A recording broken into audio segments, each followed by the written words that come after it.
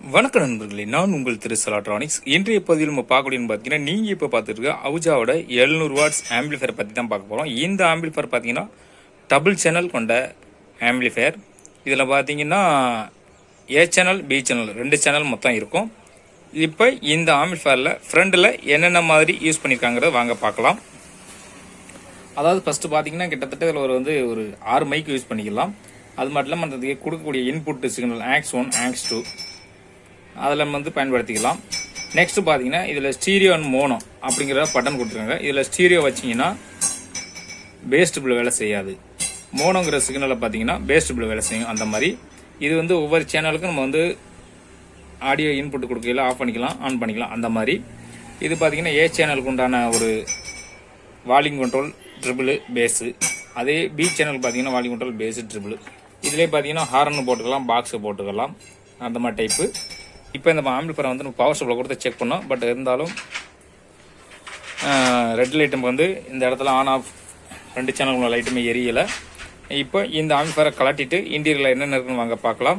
அதுக்கு முன்னாடி நம்ம சேனல் நீங்கள் இப்போ தான் புதுசாக வந்திருக்கீங்கன்னா நம்ம சேனல் மறக்காமல் சப்ஸ்கிரைப் பண்ணிக்கோங்க. அப்போ தான் நான் போடக்கூடிய ஒரு வீடியோ நோட்டிஃபிகேஷன் உங்களுக்கு சேரும். ஆம்பிளிஃபயரை பற்றி நீங்கள் முழுமையாக தெரிஞ்சுக்கலாம். அது மாதிரி இந்த ஆம்பிளிஃபயரில் பார்த்தீங்கன்னா அதாவது 4-12 பாக்ஸ் இதில் யூஸ் பண்ணலாம். டபுள் சேனல்ங்கிறப்போ ஒரு சேனலுக்கு ஒரு பாக்ஸும் இன்னொரு சேனல் ஒரு பாக்ஸும் பயன்படுத்தலாம். மட்டும் இல்லாமல் நம்ம லைனில் கட்டக்கூடிய ஹார்னுக்கு பார்த்தீங்கன்னா 2 பிரிவாக பிரிச்சுக்கலாம். இப்போ இந்த ஆம்பிளிஃபயரோட பேக் சைடில் எப்படின்னு வாங்க பார்க்கலாம். இப்போ நீங்கள் பார்த்துக்கிட்டு தான் இந்த ஆம்பிளிஃபயரோட பேக் சைடோட வாங்க இன்புட் சிக்னலை ஃபஸ்ட் பார்க்கலாம். அதாவது இதில் பார்த்தீங்கன்னா நம்ம சிடியோட இன்புட் சிக்னல் கொடுத்துக்கலாம். அது மட்டும் இல்லாமல் இதில் பார்த்தீங்கன்னா இன்புட் சிக்னல் எம்எக்ஸ் பயன்படுத்திக்கலாம்.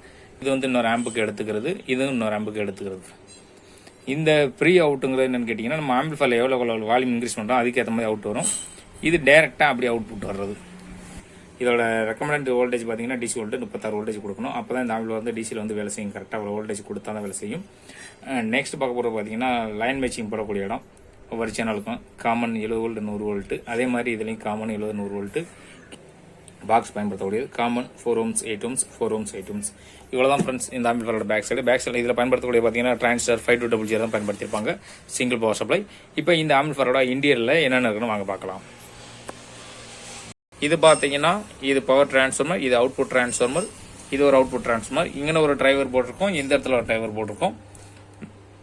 இந்த ஃப்ரண்ட்டில் பார்த்தீங்கன்னா அதோட பிடி போர்டு, ஆக்ஸ் இன்புட் எல்லா போர்டு இதில் தான் இருக்கும். ப்ரீஆம்பு போடலாம். நெக்ஸ்ட் பார்த்தீங்கன்னா இது ஒரு கெப்பாசிட்டி ஒரு செக்ஷனுக்கு, இது ஒரு கெப்பாசிட்டர் வச்சுருப்பாங்க செக்ஷனுக்கு.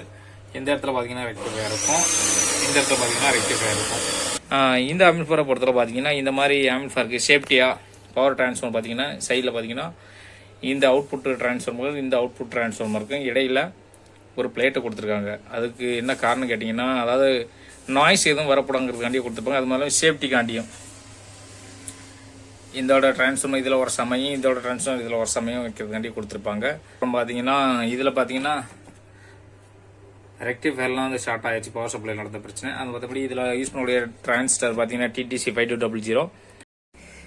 இப்போ பார்த்தீங்கன்னா நம்ம அந்த ஆம்பிளிஃபயர் ரெடி பண்ணிட்டோம். ரெடி பண்ணும்போது பார்த்தீங்கன்னா இதில் என்னென்ன பிரச்சனை நடந்தது பார்த்தீங்கன்னா அதாவது அந்த அதிகமான லோடு கொடுக்கறதுனால தான் இந்த ஆம்பிளிஃபயரில் ஃபால்ட் வந்தது. இதுலேயும் பார்த்தீங்கன்னா கிட்டத்தட்ட ஒரு 5 டிரான்சிஸ்டர் போயிருச்சு. அந்த 5 டிரான்சிஸ்டரையும் மாற்றிட்டோம். அது மட்டும் இல்லாமல் பவர் சப்ளைலையும் ஃபால்ட்டு, அதையும் சரி பண்ணிவிட்டோம். இதுக்கு முன்னாடி பார்த்தீங்கன்னா இதில் அந்த ஆம்பிளிஃபயர் நல்லா பாடிட்டு இருக்கோம். ஆட்டோமேட்டிக்காக கொஞ்ச நேரத்தில் ஆட்டோமேட்டிக்காக ட்ரிப் ஆயிரும்னு சொல்லியிருந்தாங்க. அதையும் நம்ம சரி பண்ணிட்டோம். அதுக்கு இதில் ஆடியோ டெஸ்ட் பண்ணி பார்க்கலாம் ஃப்ரெண்ட்ஸ்.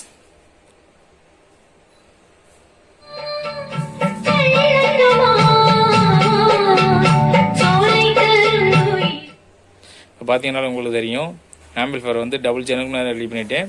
இந்த சுவிட்சை நீங்கள் ப்ரெஸ் பண்ணிங்கன்னா ஸ்டீரியோக்கு லைட் எரியும். அப்படிங்கிறப்போ ஒரு சேனல் மட்டும்தான் வேலை செய்யும். இதை மோனோவில் வச்சிங்கன்னா 2 சேனலுக்குமே ஒரு இன்புட் கொடுத்தா வேலை செய்யும். இது ஒவ்வொரு சேனலுக்கும் ஒவ்வொரு சேனலையும் தேவைப்பட்டால் ஆன் பண்ணிக்கிறது. இந்த வீடியோ இவ்வளோதான் ஃப்ரெண்ட்ஸ். நெக்ஸ்ட் வீடியோவில் இது போன்ற புது வீடியோ உங்களோட சந்திப்பது நான் உங்கள் Thirus எலக்ட்ரானிக்ஸ். தேங்க்யூ ஃபார் வாட்சிங். நெக்ஸ்ட் வீடியோவில் சந்திக்கலாம் ஃப்ரெண்ட்ஸ்.